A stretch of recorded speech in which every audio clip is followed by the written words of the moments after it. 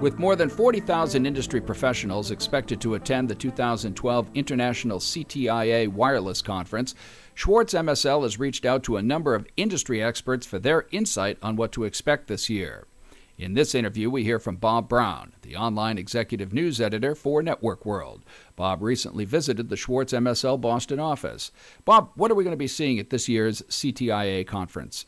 Lots of new smartphones, lots of new tablets, and both of those are getting faster and in some cases cheaper, and a lot of variety in terms of how thin they are and things along those lines. CTIA as an organization is pretty political, so I would expect that we'd hear a fair amount about the spectrum controversy, and they always have a lot of carrier CEOs, like from Sprint and AT&T and so forth, speaking as keynote people there. So I would anticipate that there would be a bigger element of that at CTIA than we've had at some of these other wireless shows. One other thing would be 802.11 AC, which is the higher speed Wi-Fi, and we're starting to see a few announcements about that. The standard still has to get settled, probably sometime around the end of the year.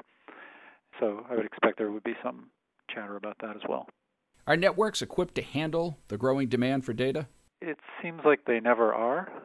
It seems like the usage of these devices always exceeds expectations.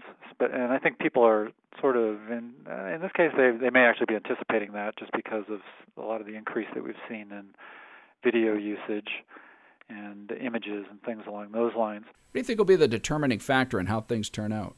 A lot of this is going to come down to the spectrum availability, and the carriers are doing their stumping right now to try to get a lot more spectrum freed up.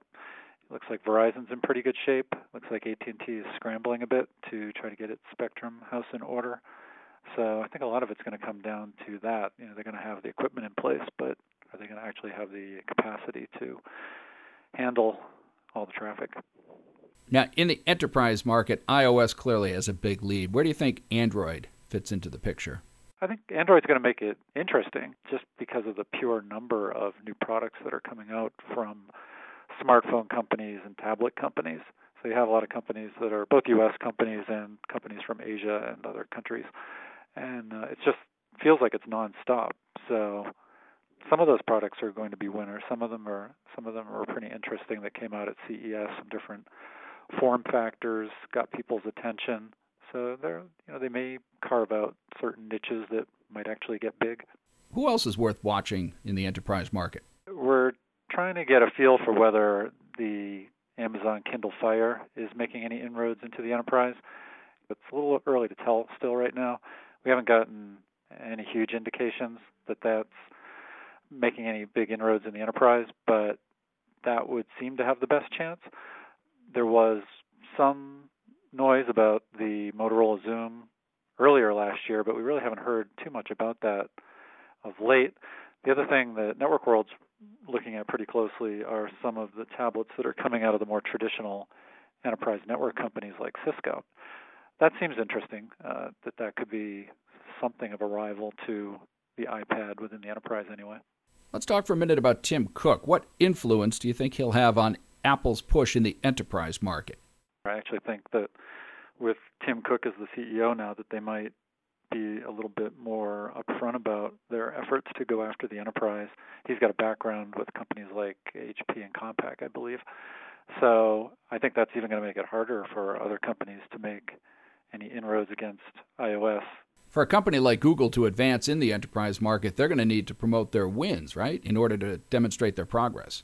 Google's pretty good at promoting its enterprise customer wins, and Apple's always been shyer about that. I think they just kind of let the results speak for themselves. So I wouldn't be surprised if we end up hearing about more situations like that if Google can find some companies that are rolling out the Android products. It may not be a case of people actually dumping the iPad, but it might be more a case of enterprises adopting Android devices in a big way.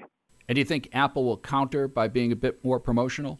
I think it's possible. Yeah, I think we might see more of that. I mean, we don't hear an awful lot from Apple ourselves. You know, they're not a company that would typically come to Network World and try to come and meet with us at our offices. They've been in such a position of strength, at least in recent years, that they haven't really had to do that sort of thing. But I guess it wouldn't shock me. I mean, we saw they had this recent Macworld show. Well, Apple wasn't there, but there was a sort of a side show that was specifically on the enterprise, and there were a ton of companies there. So even if Apple's not doing it, I think there's a lot of third-party companies that are really trying to get that message out right now.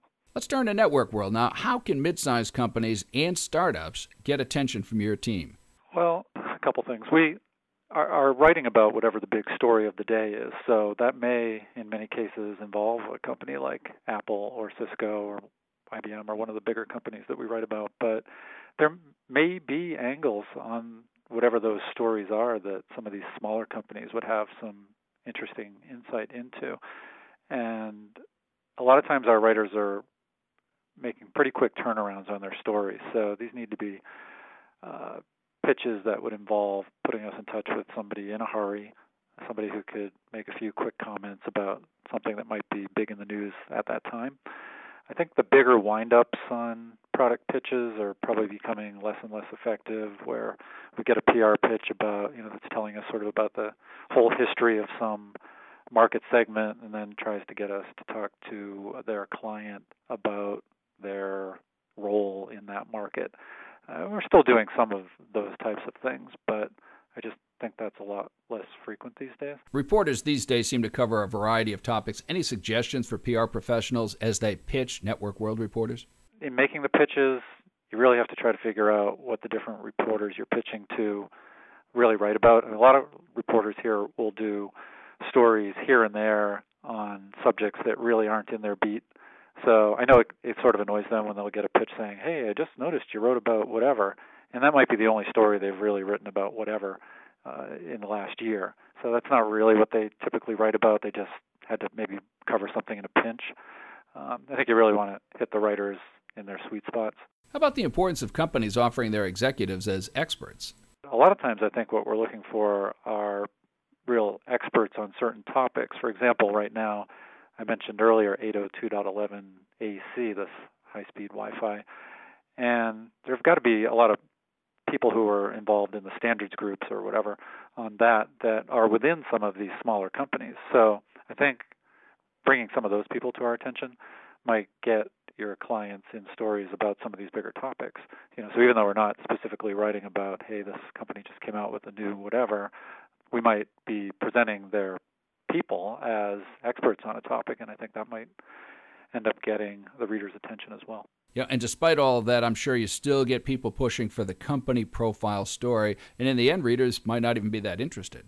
Even if the writer were to write up that kind of a story, those aren't necessarily the sort of stories that are going to get them a lot of traffic on our site, and a lot of what the reporters are trying to do these days is drive a lot of traffic to our site. So they're going for the stories that are really going to attract a lot of people. Your reporters are writing, I would think, for much more than just an IT audience these days. Right. I mean, our reporters keep a few things in mind when they're writing stories. We're still writing for people who are running IT shops at large companies for the most part, and we're trying to write stories that are useful to them, things that'll help them in their jobs or just keep them up to speed on important trends, either short-term or long-term trends.